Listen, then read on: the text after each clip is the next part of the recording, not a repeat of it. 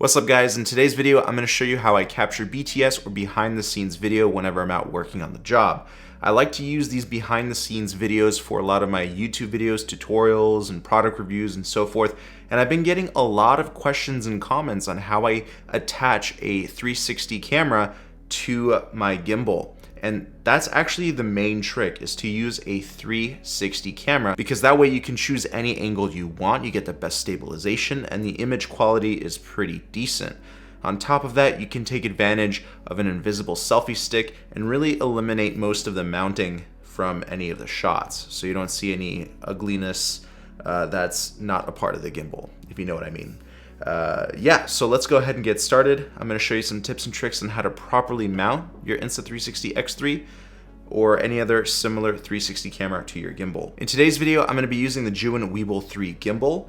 Now, if you have a different gimbal, don't worry, it's going to work for that gimbal too, trust me. You just need a few different accessories, and I'll cover that as well.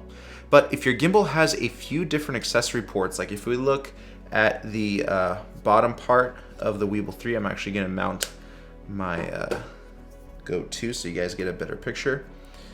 If we have a look right here, I can unscrew this and we actually have access to a mini rosette mount with a 1/4 20-inch mount.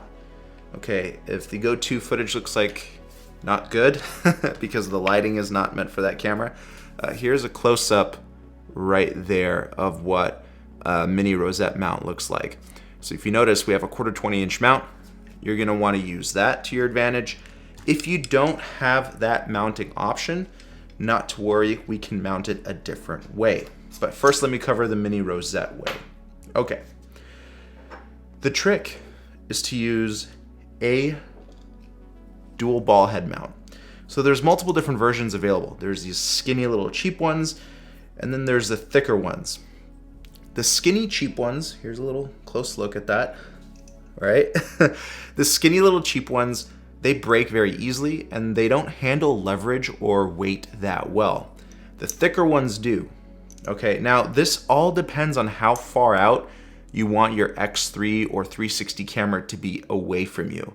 If you want it relatively close, then these mini dual ball head mounts will work.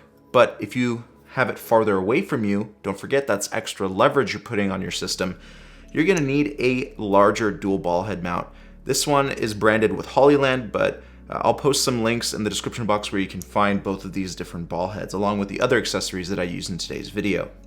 So you want the thicker one for sure. So we're going to toss this one to the side, and I'm going to go ahead and just simply screw it onto the gimbal's accessory mount.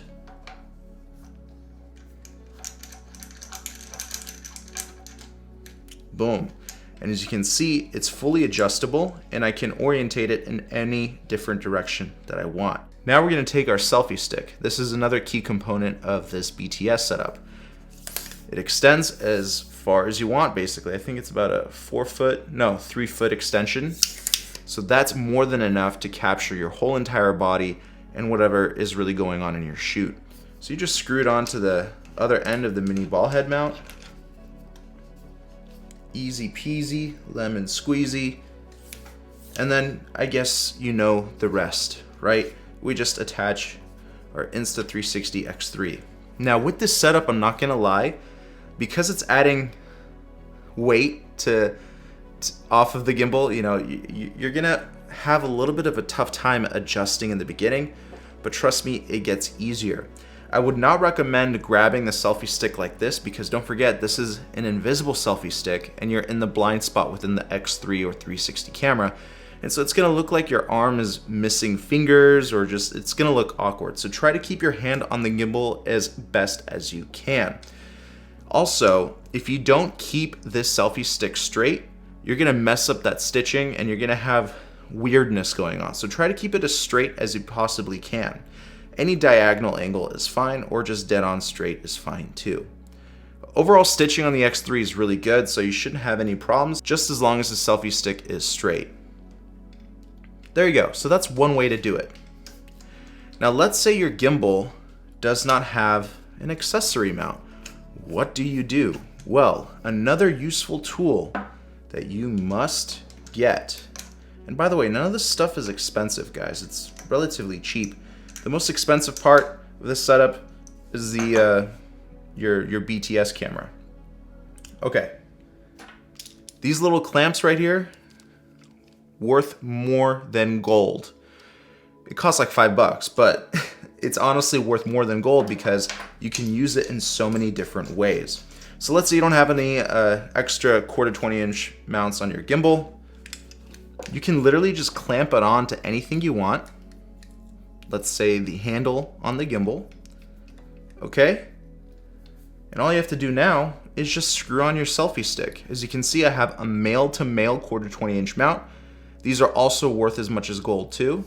This is a really key component here. I'll post links to that down below. Also very, very cheap, but very useful. And boom, that's all set up. And now you're good to go. Now remember, I didn't use a mini ball head here. As you can see, I'm very limited on the angles that I can get. So if you want to make this setup even better, add that mini ball head mount, but you have to remove the male-to-male adapter. It's actually screwed on pretty tight, so I can't really show you, but you get the idea. You just have to unscrew this, attach the mini ball head mount, and you're good. Sometimes I don't like to attach the mini ball head mount because don't forget, the longer the stick is or the overall length of your setup, the more leverage you're adding and the more strain you're adding to yourself while you're shooting. I like to actually shoot when I'm actually working instead of just capturing it later because it just doesn't make it authentic enough.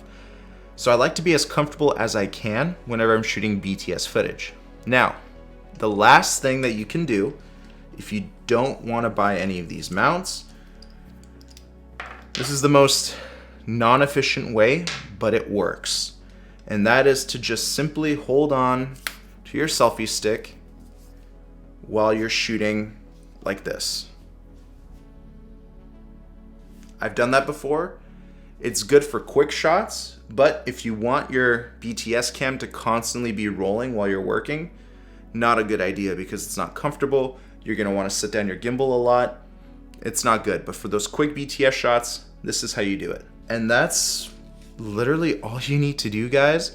I'm surprised. I thought I covered this in a previous tutorial, but I guess I didn't. But hopefully you know now how I capture my BTS or behind the scenes videos, and hopefully you'll be able to use this video or tips from this video in your future BTS videos. Let me know what you guys think in the comment section down below. I'll leave links to everything I used in today's video down below as well, and I'll see you in another one.